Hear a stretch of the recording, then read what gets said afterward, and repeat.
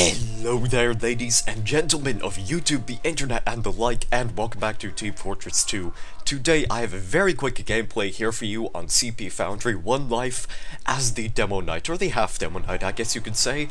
And I'm, of course, using the Loch and Load, the Charge and Targe, and the Islander. I'm not really sure if I've mentioned this before, but Half-Demoknight is without doubt my favorite playstyle of Demoman. I've never exactly been a huge fan of doing sticky spam and those sorts of shenanigans. I just prefer the direct approach of being immune to almost anything, which is of course why I have the Charge and Targe equipped, and that is one thing that we should talk about in this gameplay, is the fact that ever since the Tide Turner was added, the other two shields that have previously been added tend to be ignored for their own benefits. I'm personally a bigger fan of the Charge and Targe compared to the Splendid screen, because you are pretty much immune to fire when you have this thing equipped, and the explosive immunity too is also a really nice touch. It actually genuinely surprised me when I found out that the Tide Turner actually has higher resistance than the Splendid screen even, and the Splendid screen is obviously a shield which deals more damage. In fact, I think at maximum damage it will do 100, 110, it also depends on how many heads you have. If you have like the Islander equipped, it's a bit of an odd shield. The point being, a lot of the other shields tend to be ignored for their own uses, such as being practically invincible to fire. And while I have had a bit of fun with the Splendid screen, I seem to have a problem of just charging right through people whenever I use it. I'm not really sure if this is due to lag, and I don't know if anyone else is suffering this same problem, but whenever I try and do a very quick turn charge, I just go right through the person that I'm charging at. They're directly in the center of my screen. And this is a huge problem. Obviously, you're supposed to come to a screeching halt when you collide with somebody, but such is not the case with my luck, so I decided to revert back to one of the older shields, which notably used to be my favorite shield out of all three that the Demoman has, or the two, I guess I should say, because the Tide Turner wasn't implemented yet.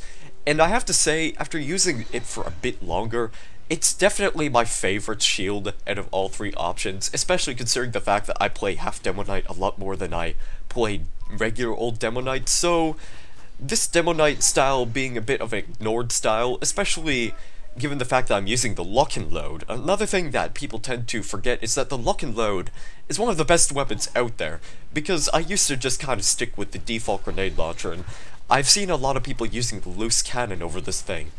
But the thing about the Loch and Load is that it's essentially giving a direct hit to a Demoman. True, it has less shots, and true, the bombs shatter against like surfaces and walls, but if you can land those two shots, especially against incoming enemy players, then you're going to output so much damage, and the splash damage against group of enemies.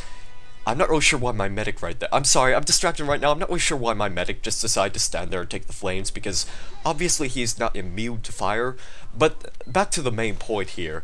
If you can land those two grenades, you are just going to output so much damage, especially in giant clumps of enemies. And welcome to the portion of the gameplay where I try desperately to take out the sentry nest. This is a very odd thing with me, where I try to take out a sentry nest as a Demoman.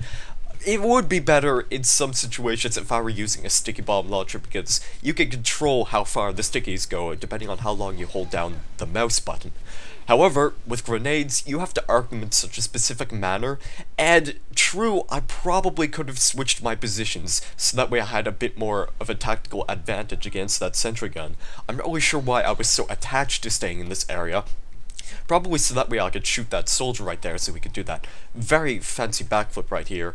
But I believe on my last two shots right here, I managed to take out that last sentry out there, which took long enough. In fact, an engineer from earlier picked up his sentry gun, which I would have to admit is sort of a smart move, since that other sentry gun was technically covering him from being shot at by me. True, I could have just shot at him, but chances are I would have missed. Sometimes I don't exactly trust my luck with the Loch and Load. In fact, one term that a lot of people coined is the Loch and Load, because chances are you'll sometimes accidentally hit a person coming around a corner when you don't really mean to. It works sort of on the same functions as the Huntsman. I really wanted to go after that engineer right there, but he is of course covered by another sentry. And this is a big problem with some 5CP maps, because I found myself being a lot more open to these maps nowadays. However, I've also just had to rewire into my brain that engineers a lot of the new engineers love to just build at second to last points, and new guys, if you are watching this video, don't do this if you're going to be playing engineer. In fact, the minimum and the maximum of engineers that I would recommend on a team would be 2, and at the least, maybe only one of them should be a big sentry engineer, and if you're going to have 2, another should be a mini sentry engineer, since that allows engineers to be a lot more viable in the battlefield.